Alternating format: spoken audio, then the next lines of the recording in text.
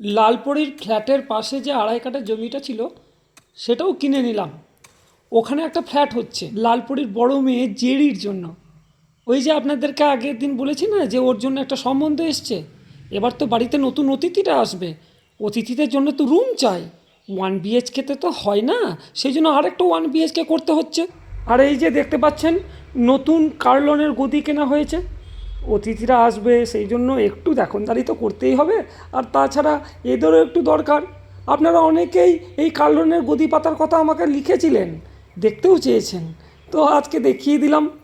এই যে নতুন নরম কার্লনের দামি গদিটাই কিনলাম। কেমন হয়েছে জানাবেন কিন্তু। এই যে আমাদের ছোট্টুকে দেখছেন কার্লনের গদিতে চেপে, সে কি আনন্দ!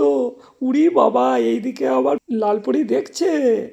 এখন অনেকেই লালপরির খবরাখবর নেয়। লালপরির সেই সব বন্ধুদের জন্য এই ভিডিওটা দিচ্ছি।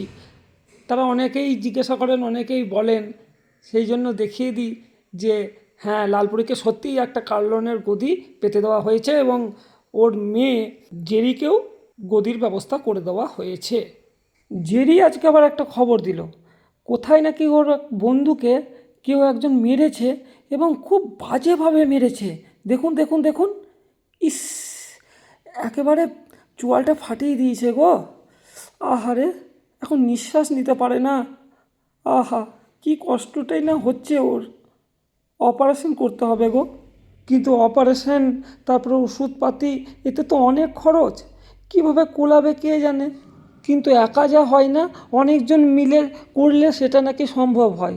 তো কয়েকজন মিলে যদি অল্প অল্প অল্প অল্প করে আমাদেরকে হেল্প করে তাহলে খুবই ভালো হয়, তাই না?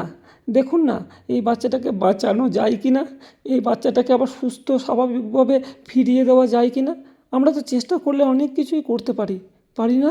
যদি কেউ এই বাচ্চাটিকে হেল্প করতে চান, সেজন্য আমাদের ডিটেলস এই স্ক্রিনে দেওয়া হলো। ভালো থেকো বন্ধুরা।